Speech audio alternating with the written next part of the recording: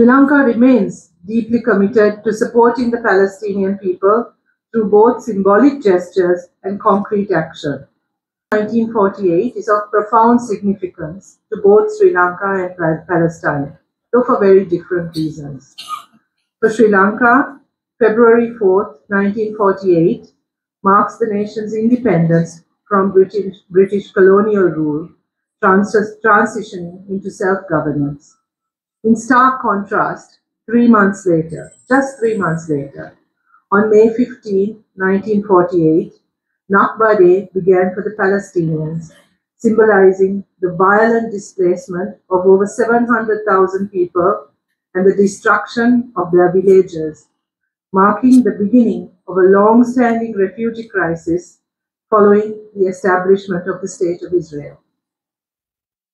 While Sri Lanka was celebrating its freedom from colonial rule, Palestinians were facing dispossession and exile.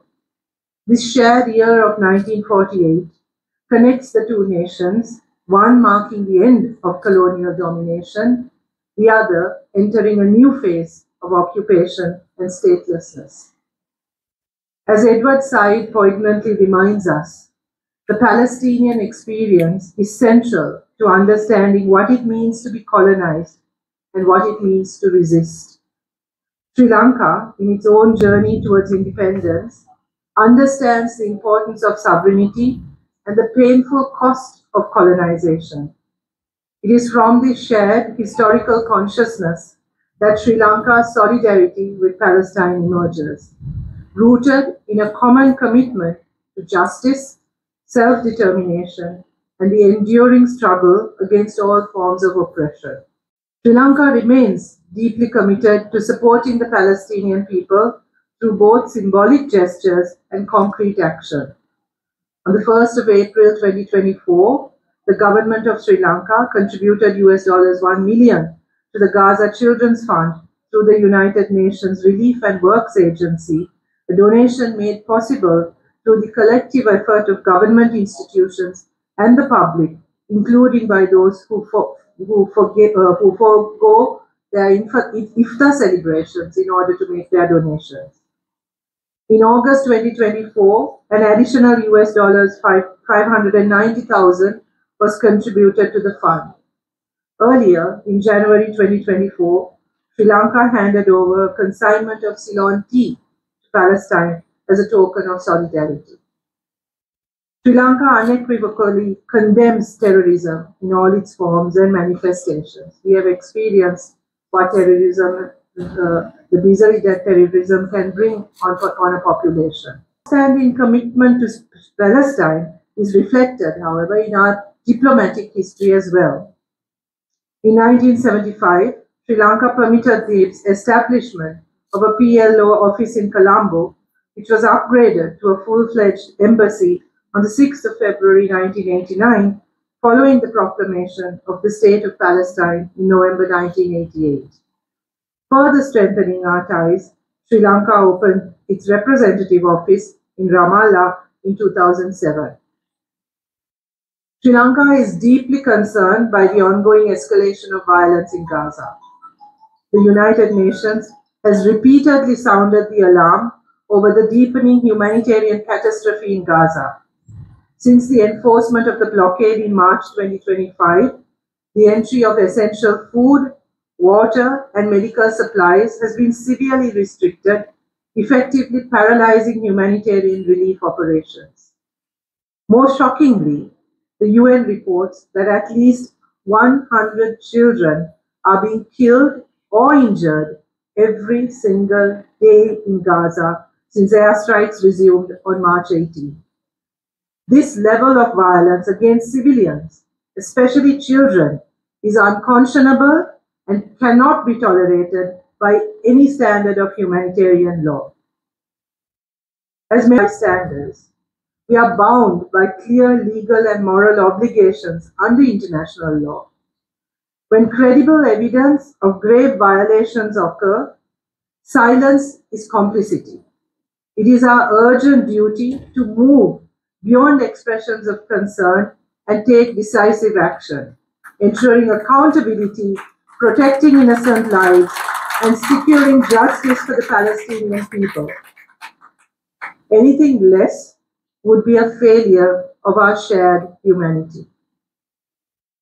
Sri Lanka has been supporting the inalienable rights of the Palestinian people to be an independent, sovereign state, and the importance of the early implementation of the UN General Assembly resolution regarding a two-state solution on the basis of the 1967 borders that my colleague Bimal Ratnaik also referred to. With one another within secure borders is key to achieving long-term security, peace, and prosperity.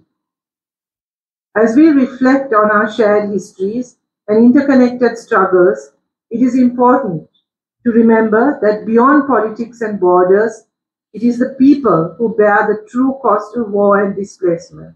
We know this only too well. Sri Lanka, too, is a nation that has endured the trauma of conflict. Nearly 3 decades of war, during which thousands of civilian lives were lost, families were torn apart, and generations grew up amidst fear and uncertainty. We know, perhaps more than many, what it means to long for peace, for justice, and for healing.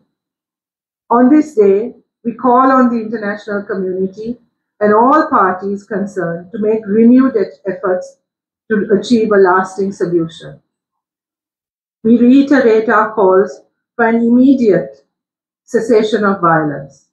We call for the free movement of essential items and humanitarian aid, including food, fuel, medicine, electricity, and water supply to Gaza. I wish to end with a few lines by the great Palestinian poet Mahmoud Darwish.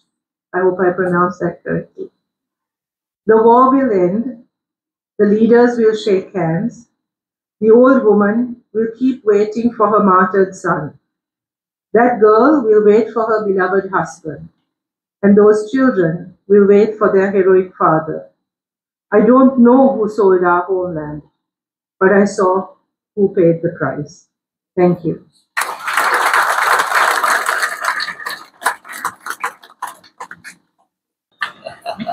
මේ මොකද අත්ත දැන් මේ පළාත් පාලන ආයතන පිටවල මේ විපක්ෂයේ පක්ෂ ඔක්කොම එකට එකතු වෙලා කියනවා. ඔබතුමාලාගේ සහයෝගය කාටද සහයෝගයක් දෙනවද නැත්නම් පැත්තකට බලන් ඉන්නවද? සමහර තැන්වල අපි අම්පාර අනිත් එක්ක කුරුණෑගල ත්‍රිකුණාමල දිස්ත්‍රික්කවල අපි තනියෙන් තරඟ කරා අපේ පක්ෂයේ. වගේම අනේ සමහර තැන්වල වන්නේ දිස්ත්‍රික් වගේ බටකරපු දිස්ත්‍රික් වගේ තැන්වල අපි සමගි ජන බලවේගයේත් එක්ක තරඟ කරා. අපි විපක්ෂය අනිත් පක්ෂයේත් එක්ක සාකච්ඡා කරගෙන ඉන්නවා. අපි දැනට 10ක් වගේ සභාවල අපි ඉහළ ඡන්ද අරන් තියෙනවා. ඒ නිසා ඒ වගේ තැන්වල අපිට සහයෝගය අනිත් පක්ෂවලුත් එක්ක සාකච්ඡා කරලා අනිත් පක්ෂ සභාව පිටවන්න අපි බලාපොරොත්තු වෙනවා. මාලිමාවේ කාත් එක්කද සාකච්ඡා කරේ? මාලිමාවත් එක්ක සාකච්ඡා කරුවා නෑ. විපක්ෂයේ මතුමා දැන් විපක්ෂ නායකතුමා කො මේ පොහොට්ටුවයි ඒගොල්ලොත් එක්ක මේ අපිට සක්විති රජකමවත් එපා කියලා මේ පොහොට්ටුව UMP එකත් එක්ක එකතු වෙලා විපක්ෂ නායකතුමා දැන් මේ පොහොට්ටුව UMP එකත් එක්ක එකතු වෙන එක හරිද?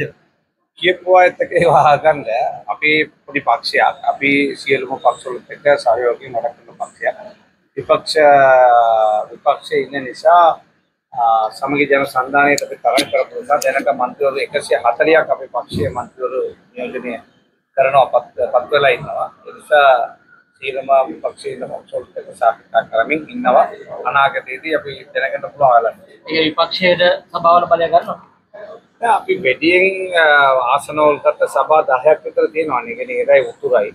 ඒ සභාවල අපි ආණ්ඩු පිටවනකොට අනිකුත් පක්ෂවලගේ සහයෝගය අරගෙන පිටවනවා. ඒ වගේම අපිට උදව් කරන පක්ෂවලට අනිත් තැන්වල අපිට තියෙන മന്ത്രിවරු සහයෝගය දීලා ඒගොල්ලෝ පිටවන්න උදව් කරයි.